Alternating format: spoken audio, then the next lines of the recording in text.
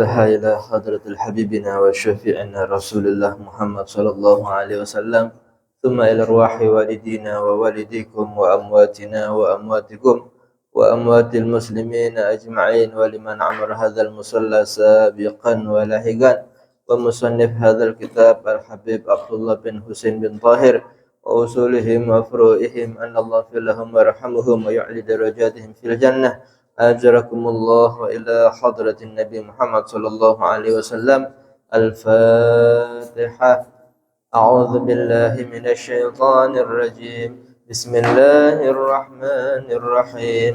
الحمد لله رب العالمين الرحمن الرحيم مالك يوم الدين إياك نعبد وإياك نستعين اهدنا الصراط المستقيم صراط الذين أنعمت عليهم غير المغضوب عليهم ولا الضالين. رب اغفر لي ولوالدي آمين. السلام عليكم ورحمة الله وبركاته. Bismillah walhamdulillah wassalatu wassalamu ala rasulillah Sayyidina wa maulana Muhammad ibni Abdillah wa ala alihi wa sahbihi wa man walah. La hawla wa la quwwata illa billah. Subhanaka la ilma lana illa ma 'allamtana innaka antal alimul hakim. Rabbi shrah li sadri wa yassir li amri wahlul 'uqdatam min lisani yafqahu qawli. Wasaddid lisani wahdi qalbi. Amma ba'd.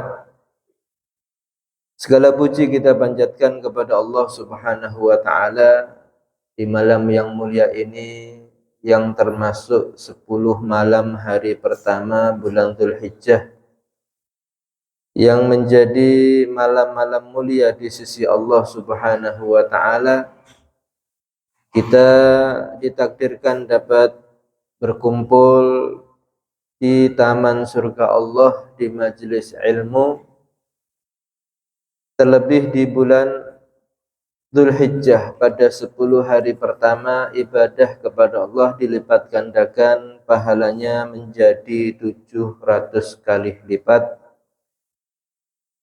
Semoga yang kita lakukan di malam hari ini mendapat pahala besar dari Allah Subhanahu wa taala, dan semoga pahalanya tersampaikan kepada orang tua kita, guru-guru kita, orang-orang yang berjasa kepada kita, ahli kubur kita. Semoga mereka semua bergembira dengan kiriman pahala, diampuni dosa-dosanya, diterima amal ibadahnya oleh Allah Subhanahu wa taala. Salawat dan salam semoga tercurah kepada Nabi kita Muhammad sallallahu alaihi wasallam beserta seluruh keluarga, para sahabat, tabi'in, dan orang-orang yang mengikuti ajaran Nabi Muhammad sallallahu alaihi wasallam. Semoga kelak kita semua mendapatkan syafaat beliau di hari kiamat, selamat dari neraka, masuk ke surga Allah Subhanahu wa taala.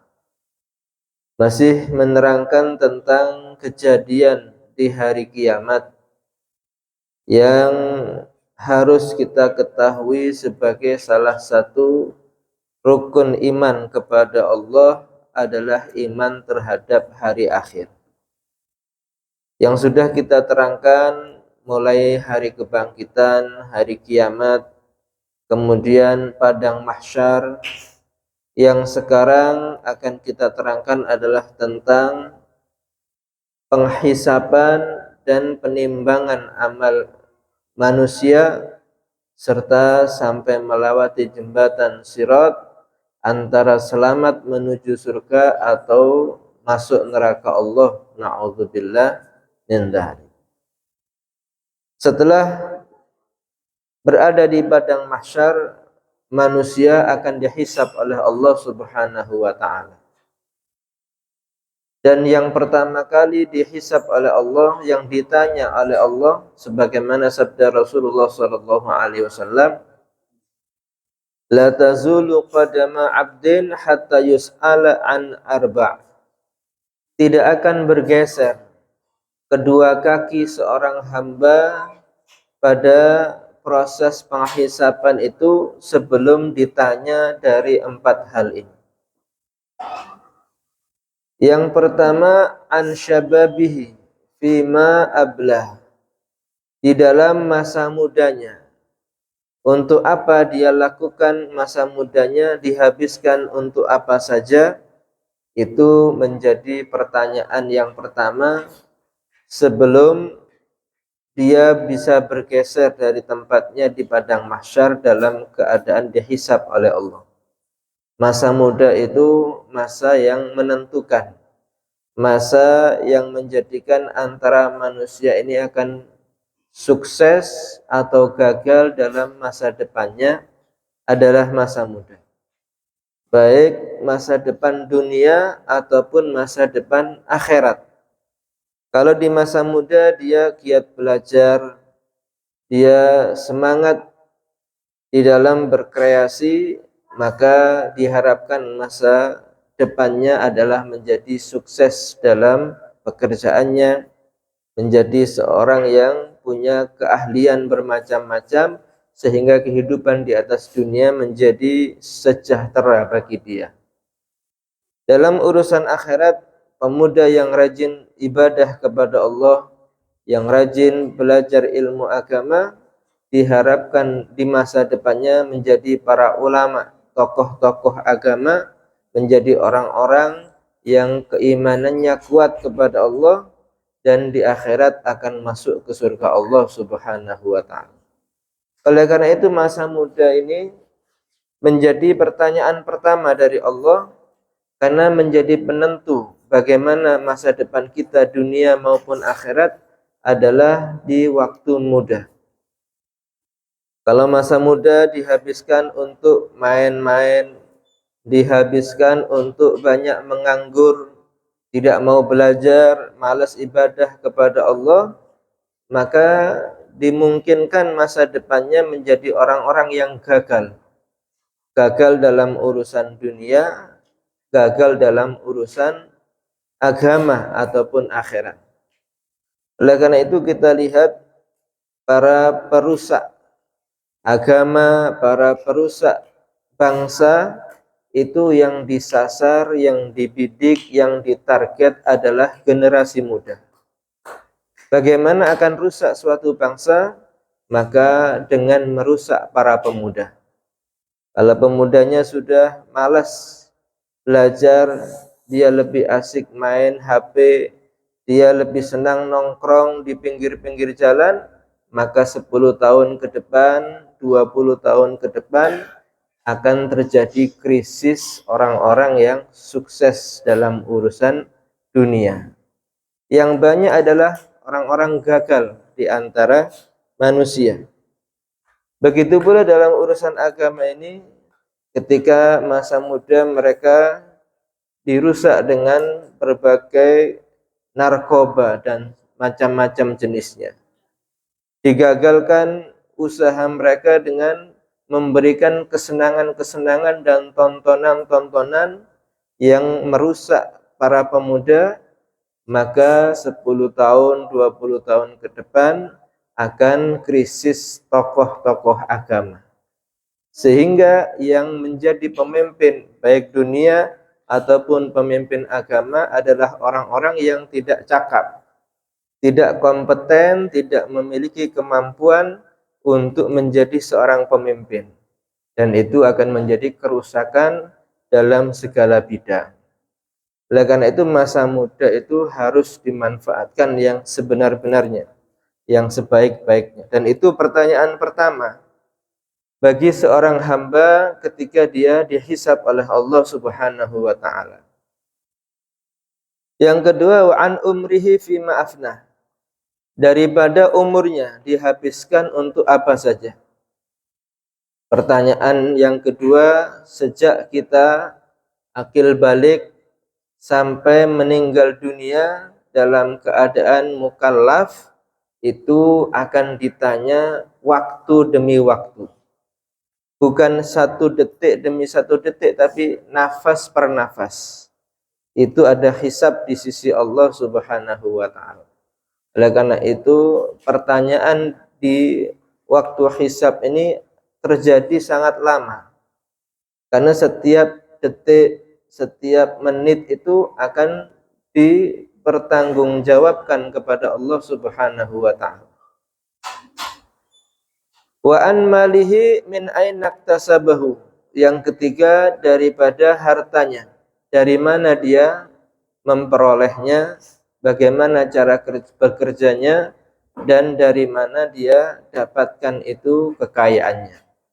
Kalau dengan cara yang halal, itu masih ada kesulitan, yaitu setiap rupiahnya akan ditanya oleh Allah. Maka dikatakan harta itu ad-dunya halaluha hisab wa haramuha adza. Dunia ini yang halal saja dihisab oleh Allah. Per rupiah, per 10.000, per 100.000 itu ditanya satu persatu oleh Allah. Kalau halal, auditnya lama. Akan dicek secara detail oleh Allah Subhanahu wa ta'ala. Kalau sudah dunianya itu haram, maka langsung disiksa oleh Allah Subhanahu wa ta'ala. Oleh karena itu orang-orang yang kaya itu akan tertahan di padang mahsyar lebih lama daripada orang-orang miskin. Orang miskin yang sudah lolos daripada audit urusan harta benda, dia sudah masuk surga. Orang-orang kaya meskipun hartanya halal itu masih tertahan ada di padang mahsyar dalam dihisab oleh Allah masih 500 tahun lama perjalanannya. Wa fima anfaqahu, dan harta itu ada 2 pertanyaan. Yang pertama, bagaimana cara mendapatkannya dan di dalam apa dia mengeluarkannya, dia infakkan hartanya. Kalau didapatkan dengan cara halal, diinfakkan dengan cara-cara yang bernilai sedekah ibadah di sisi Allah, maka itu mendapatkan banyak pahala dari Allah. Kalau dia hambur-hamburkan hartanya dalam urusan yang mubah saja, yang sia-sia, yang tidak bernilai pahala, maka itu akan menjadi kegagalan dalam bermuamalah dengan Allah Subhanahu wa ta'ala. Dia diberikan modal harta di dunia, tidak mampu mendapatkan pahala dari Allah, justru dia buang sia-sia. Seperti seorang yang mendapatkan uang banyak 100 juta, bukan dipakai untuk membeli makanan atau yang lain, tapi hanya disimpan saja. Sehingga uangnya rusak, tidak laku karena sudah terbit uang yang baru. Nah, ini menjadi rugi. Uang yang ditumpuk-tumpuk saja di akhirat tidak akan laku. Tidak berlaku lagi mata uang yang ada di dunia ini. Maka orang-orang yang sudah mendapatkan harta itu akan ditanya untuk apa dikeluarkan hartanya. Di dalam apa dia menginfakkan di sisi Allah atau untuk urusan-urusan yang sia-sia atau bahkan untuk hal-hal yang bernilai dosa di sisi Allah Subhanahu wa ta'ala. Itu pertanyaan yang pertama. Maka dalam keadaan seperti itu manusia tidak bisa menjawab dengan lisan, dengan lidahnya. Karena lidah manusia itu pandai bersilat, pandai berbohong, pandai mengelak, pandai bersilat lidah.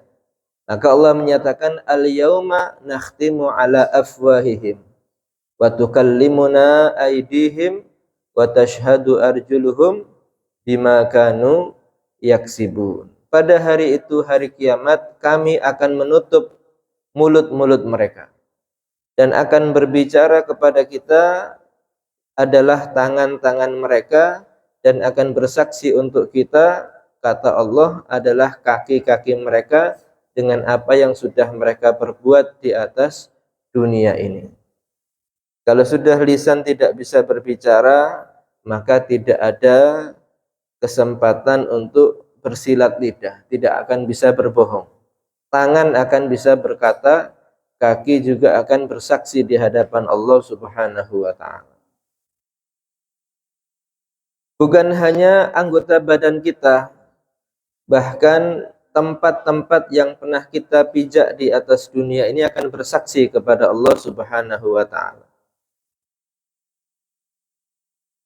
Dalam Al-Qur'an Allah menyatakan yauma idzin tuhadditsu akhbaraha.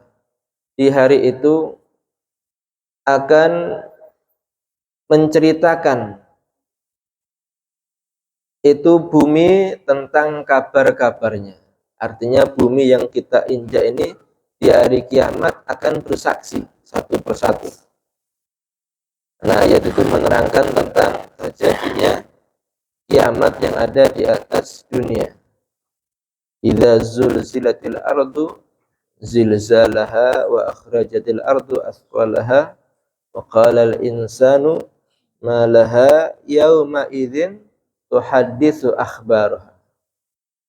Manusia ketika di hari kiamat berkata, malaha apa yang akan terjadi untuk kita, maka tidak akan bisa dia mengelak karena bumi itu yang akan menceritakan kejadian-kejadian selama manusia ada di atasnya.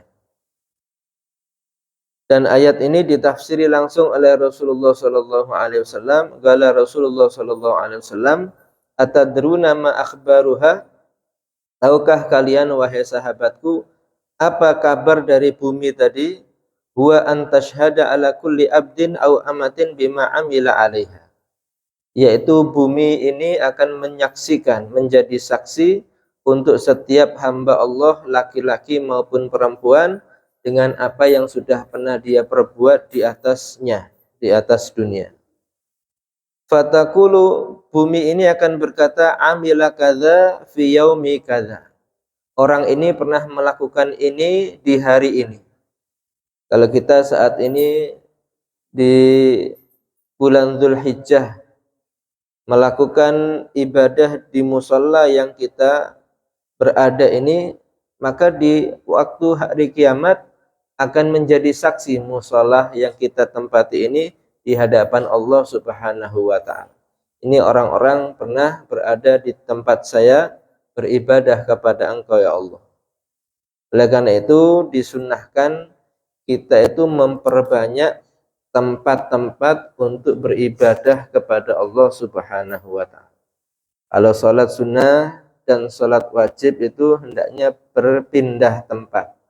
Kalau tempat sholat wajib di depan, misalnya sholat sunnah, pindah ke belakang atau ke yang lain, tujuannya memperbanyak tempat-tempat di atas dunia ini yang akan menjadi saksi kebaikan bagi kita. Keadaan yang semacam itu ditambah kesulitan-kesulitan di padang mahsyar, tiba-tiba Allah menampakkan neraka. Dikatakan ya'murullahu bin nari fayu'ta biha wa tuqadu bi sab'ina alfi zihmam. Allah akan memerintahkan para malaikat Allah membawa neraka ke padang mahsyar dengan diikat 70.000 tali kekang bahasanya. Ma'akul lizima min sab'una alf malak. Setiap tali kekang yang mengekang neraka itu dipegang oleh 70.000 malaikat. Fa idza danat min ahlil mauqif, ketika neraka itu sudah mendekat, didekatkan kepada orang-orang di padang mahsyar, sami'u laha zafiran wa syahiqan. Orang-orang itu mendengar gejolak api neraka dan suara-suara yang mengerikan dari dalam neraka. Sehingga akan menambah rasa takut, menambah dari kesulitan yang dihadapi manusia di padang mahsyar. Fa inda dzalika yajasul khalaiqu 'ala rukab. Ketika itu seluruh manusia itu terjatuh bersimpuh di atas lututnya. Sampai-sampai para nabi itu pun merasa ketakutan. hatta inna kulan minar rusulil kiram alaihi wassalam yakul, sehingga setiap rasul itu berkata, ya Rabbi nafsi nafsi la as'aluka ghairah. Ya Allah, saya minta selamatkan saya. Selamatkan saya tidak minta selain itu. Setiap nabi saja takut ketika ditampakkan neraka di padang mahsyar, sehingga dia lebih mementingkan urusannya sendiri. Illa Rasulullah sallallahu alaihi wasallam fa innahu la yazalu yaqul ummati ummati. Kecuali Rasulullah, beliau tidak henti-hentinya berdoa kepada Allah, ummati ummati, selamatkan umat saya ya Allah, selamatkan umatku, kata Rasulullah sallallahu alaihi wasallam. Di tengah hisab yang begitu berat dan ditampakkan neraka, ada golongan yang dibebaskan dari hisab, yaitu mereka yang masuk surga tanpa dihisab. Ada golongan yang mendapati hisab yang ringan, yuhasabu hisaban yasira, dan ada orang yang dihisab secara detail.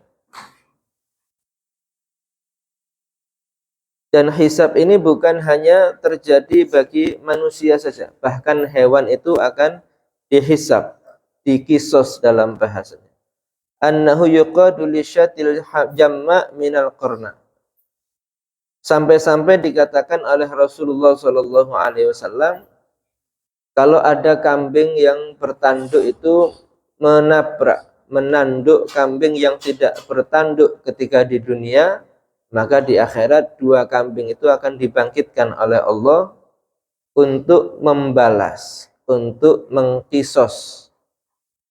Jadi yang tadinya bertanduk di dunia itu akan dialihkan tanduknya kepada yang dia tanduk untuk membalaskan dengan menanduk kambing yang dulunya pernah menanduk dia. Kalau sudah terjadi keadilan Allah, maka Allah berkata, kuni turaba. Allah menyatakan, jadilah kamu sebagai tanah. Melihat ini, orang-orang kafir lebih memilih menjadi hewan daripada menjadi manusia. Wa inda dzalika yaqulul kafir ya laitani kuntu turaba. Orang kafir akan berkata, seandainya saya menjadi tanah seperti hewan-hewan itu, tidak akan masuk neraka. Itu ditampakkan semuanya oleh Allah Subhanahu wa ta'ala dalam proses hisab di hadapan Allah Subhanahu wa ta'ala. Setelah itu manusia akan mendapati buku catatan amal ibadahnya, yang mendapati catatan dari sebelah kanan itu ciri orang yang akan selamat dan masuk surga. Kalau yang mendapati buku catatan amalnya dari arah kiri atau belakang punggungnya, itu tanda dia akan masuk neraka Allah Subhanahu wa ta'ala. Kemudian ditegakkan mizan, timbangan. Wal waznu yauma idzinil haq. Allah menyatakan mizan itu pada hari kiamat adalah hak, benar, pasti, tidak diragukan lagi. Faman thaqulat mawazinuhu faulaika humul muflihun. Siapa orang yang berat timbangan amal kebaikannya, maka mereka adalah orang-orang yang beruntung. Wa man khaffat mawazinuhu faulaika alladzina khasiru anfusahum bima kanu biayatina yadhlimun. Orang-orang yang ringan timbangan amal kebaikannya, lebih berat timbangan dosanya, mereka adalah orang-orang yang merugikan diri mereka sendiri terhadap apa yang sudah mereka lakukan di atas dunia daripada kezaliman. Dan dalam timbangan itu, ukuran yang dipakai bukan seperti di dunia dengan gram atau miligram dan sebagainya, tapi yang dipakai adalah dzarrah, yaitu seperti berat atom. faman ya'mal mithqala dzarratin khairan yarah wa may ya'mal mithqala dzarratin syarran yarah. Orang yang melakukan sebesar dzarrah, sebesar atom kebaikan, dia akan melihatnya. Meskipun dalam hati dia bersyukur kepada Allah, itu akan ada timbangan kebaikannya. Atau juga timbangan urusan dosa kecil, seperti melirik dengan mata, itu akan ada timbangan di mizan Allah Subhanahu wa ta'ala. Dan orang-orang yang ketika ditimbang itu, di sebelah neracanya ada malaikat yang mengumumkan. Kalau orang itu timbangan kebaikannya lebih besar, dikatakan ala inna fulan bin fulan rajaha mizanu wa sa'ida sa'adatan la yashqa ba'daha abada. Ketahuilah sesungguhnya ini fulan bin fulan ini amal kebaikannya lebih berat dan dia menjadi orang yang bahagia selama-lamanya. Jadi semua orang di padang mahsyar dalam keadaan semuanya bisa menyaksikan siapa yang akan masuk surga, siapa yang akan masuk neraka. Ada pengumuman, orang ini selamat masuk surga. Orang ini adalah, kalau timbangan dosanya lebih berat, itu dikatakan orang yang akan celaka selama-lamanya. Jadi rasa malu itu ditampakkan sebenar-benarnya oleh Allah Subhanahu wa ta'ala ada di padang mahsyar. Kemudian, nah seperti ini ada sebuah cerita khususnya bagi kita umat Nabi Muhammad SAW. Itu seperti di awal-awal 10 hari Dzulhijjah ini ada amalan memperbanyak kalimat tahlil la ilaha illallah. Karena ada cerita, ada seseorang yang ketika dia hidup ini tidak pernah melakukan kebaikan, berbuat dosa yang sangat banyak, tapi perbuatan baiknya yang pernah dia lakukan seolah-olah tidak ada. Sehingga ketika mendapatkan buku catatan amal, seluruhnya adalah kitab-kitab catatan dosa sebanyak tis'ina sijillah, tis'atan wa tis'ina sijillah, 99 tumpukan, 99 jilid ini kitab tulisan dosa-dosa. Dan dia tidak ada catatan kebaikan sama sekali. Sehingga setelah kelihatan dosanya lebih berat, akan diseret ke neraka Allah oleh para malaikat Allah Subhanahu wa ta'ala. Tetapi masih diperintahkan malaikat itu untuk mencari-cari, mungkin ada kebaikannya, jangan langsung dibawa ke neraka. Ternyata setelah dicari-cari oleh malaikat itu, ada sebuah tulisan kalimat la ilaha illallah di sebuah kertas robekan yang ada pada orang tersebut. Sehingga ditemukan satu kertas bertuliskan kalimat la ilaha illallah. Kemudian oleh Allah, malaikat tadi disuruh meletakkan kalimat la ilaha illallah ada di neraca bagian amal kebaikan. Nah, setelah diletakkan kertas tadi, secara tiba-tiba timbangan amal kebaikannya lebih berat daripada timbangan amal keburukan, 99 tumpukan kitab-kitab dosanya. Akhirnya dia selamat dari neraka, masuk ke surga Allah berkat satu kalimat la ilaha illallah. Oleh karena itu, kalimat tersebut adalah afdalul zikri. Zikir yang paling utama adalah la ilaha illallah. Karena dengan itu kalau dijaga sampai mati adalah sebagai kunci surga. Miftahul jannah la ilaha illallah. Kuncinya surga adalah kalimat la ilaha illallah. Siapa yang menjaga kalimat la ilaha illallah, pasti dia akan bisa membuka pintu surga dan masuk ke dalam surga selama-lamanya. Setelah adanya mizan, ditegakkan sirat yang membentang di punggung neraka jahanam. Wa yunsabu sirat alamat ni jahannam. Wa yu'marun nas bil jawaz alaih. Manusia seluruhnya diperintahkan untuk meniti, melewati di atas sirat.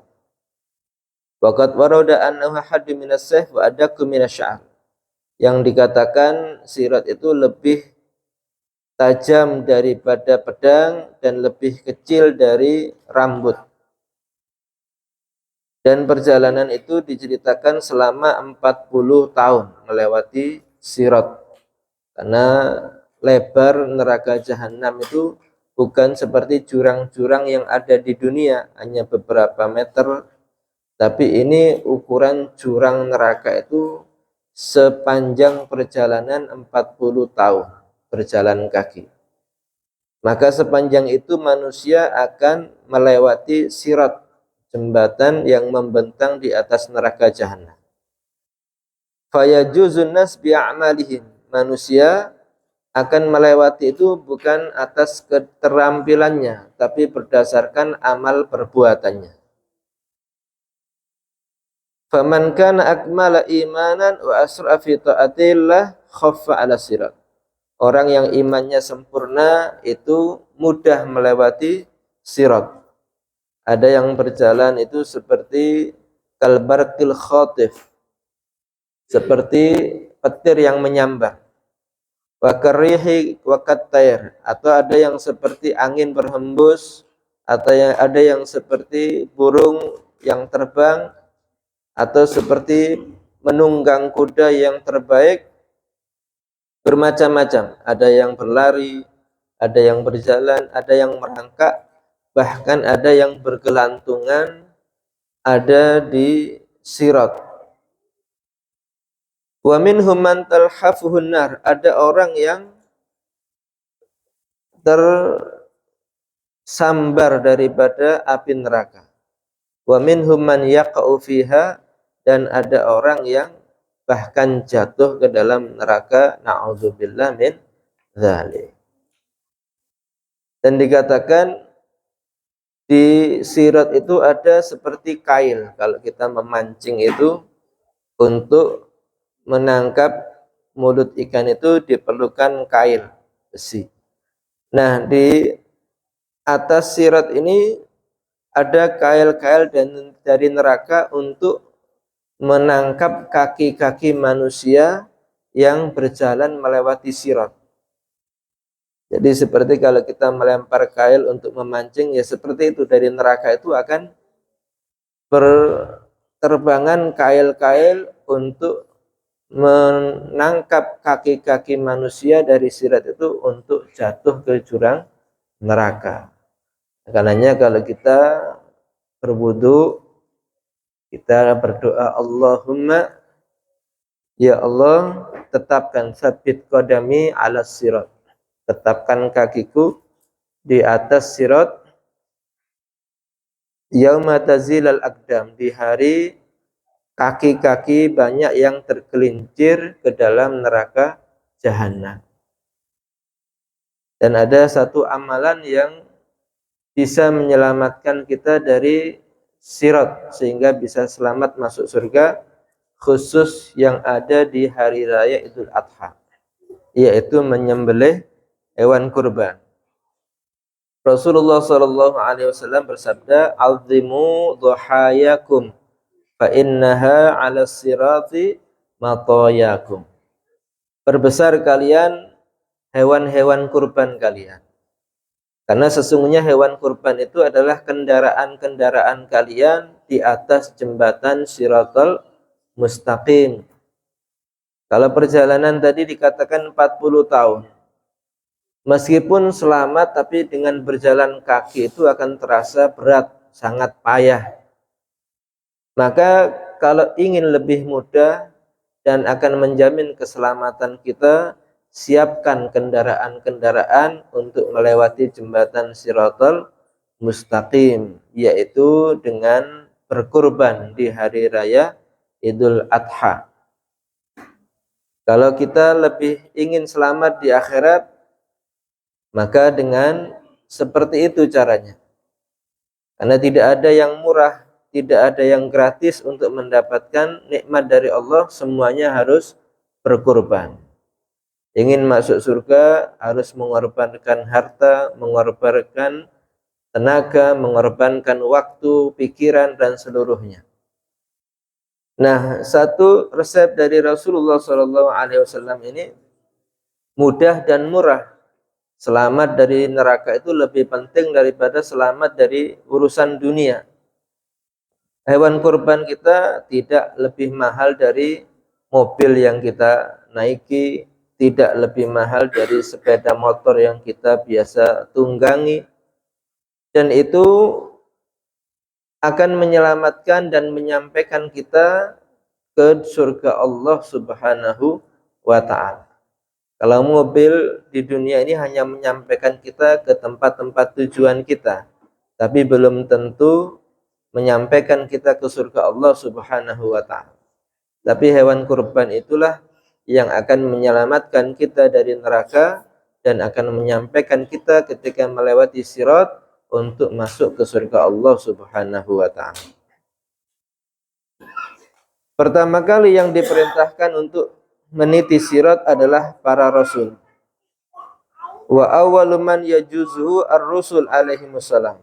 Para rasul-rasul Allah itu diperintahkan pertama kali untuk meniti jembatan sirat.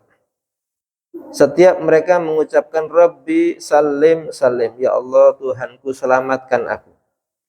Ini para rasul saja minta selamat, berdoa selamat kepada Allah untuk tidak sampai tergelincir kakinya masuk neraka jahanam. Dan daripada umat Nabi Muhammad adalah beliau yang pertama kali, kemudian umatnya. Dan dalam keadaan seperti itu Rasulullah setelah selamat dari sirat tidak masuk surga terlebih dahulu, menanti setiap umat yang meniti ini akan dilihat oleh Rasulullah SAW. Beliau selalu mendoakan Allahumma salim Rabbi salim ummati, ya Allah selamatkan umat saya yang melewati sirat tadi. Kalau didapati selamat, maka ditunggu oleh Rasulullah ada di telaga Al-Kautsar. Inna a'tainakal kautsar fashalli li rabbika wanhar inna syani'aka huwal abtar. Wa yashrabuna minhu wa dhahaba ma bihim minal 'atash.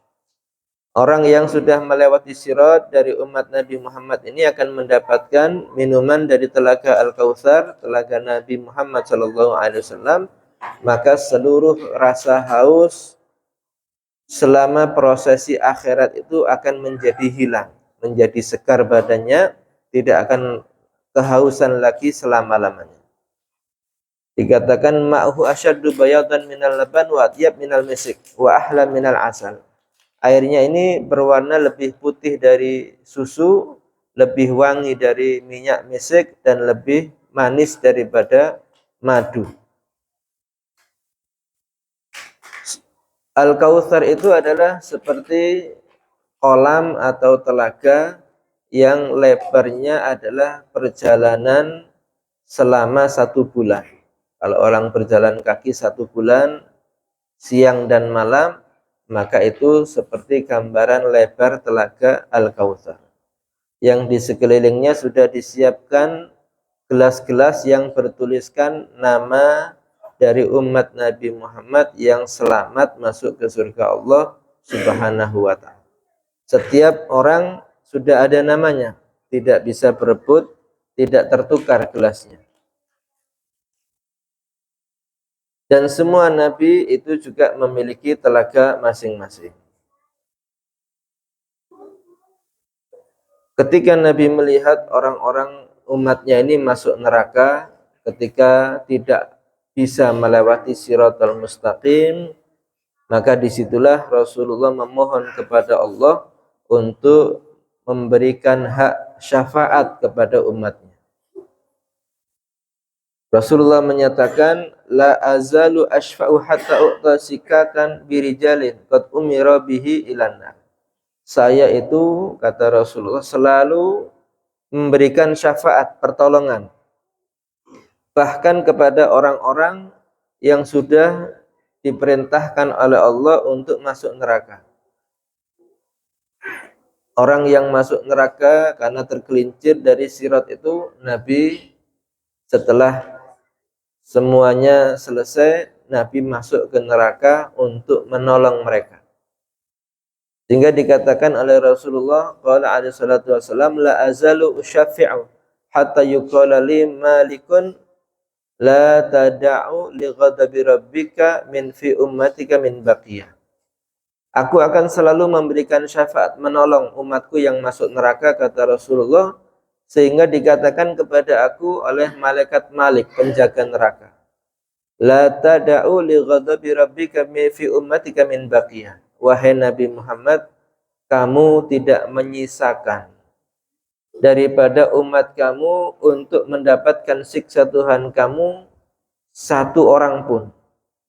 Artinya seluruh umat Nabi Muhammad SAW yang beriman kepada Allah dan beriman kepada Nabi Muhammad SAW itu akan diupayakan mendapatkan syafaat, pertolongan dari Nabi, sehingga semuanya bisa selamat dientas dari neraka untuk bisa masuk ke surga Allah Subhanahu wa ta'ala.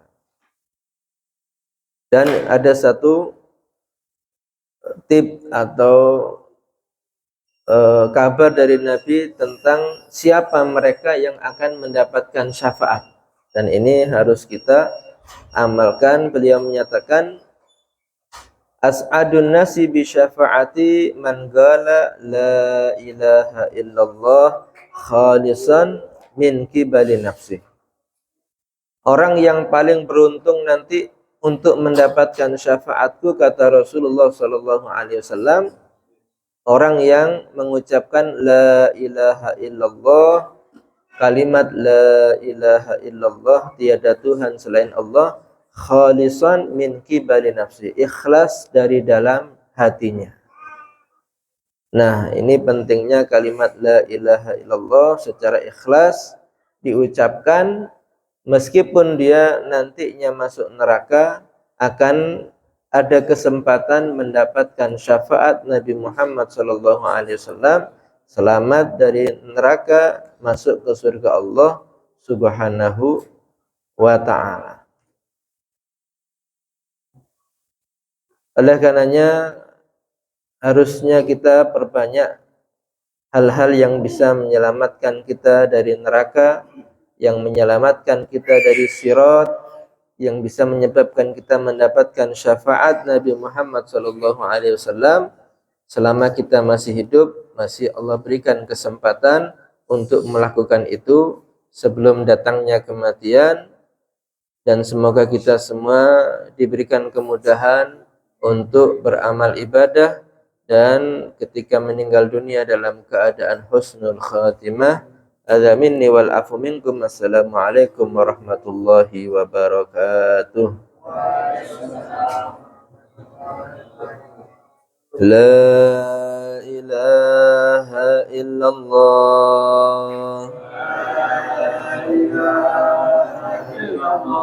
al-mawjud fi kulli zaman.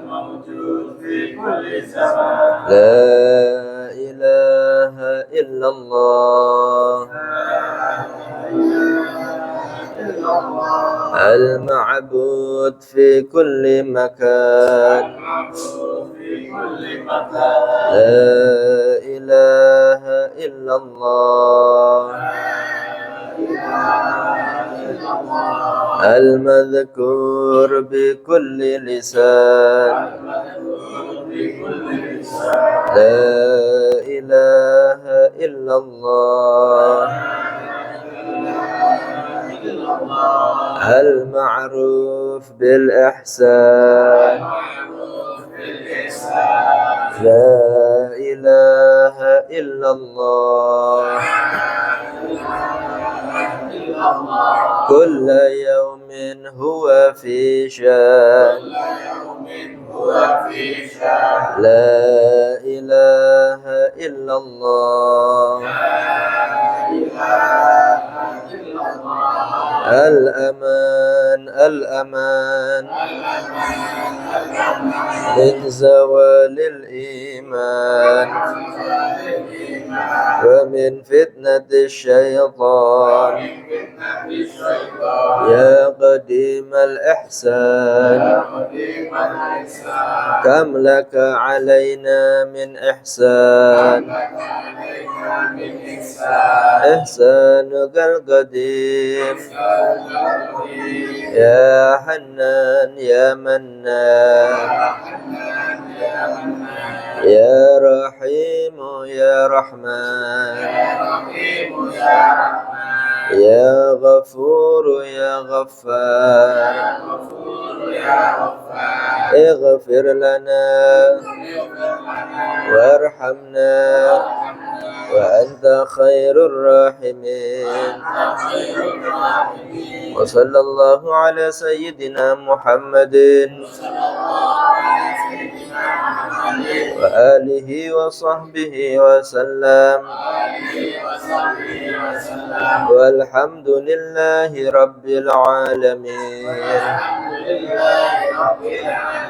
يا ربنا اعترفنا بأننا اقترفنا وأننا أسرفنا على لظى أسرفنا فتب علينا توبة تغسل كل حوبة واستر لنا العورات وآمن الروعات واغفر لوالدينا ربي ومولودينا والأهل والإخوان وسائر خلاني وكل ذي محبة أو جيرة أو صحبة والمسلمين أجمع آمين ربي اسمع فضلا وجودا من نال باكتساب منا فضلا وجودا من نال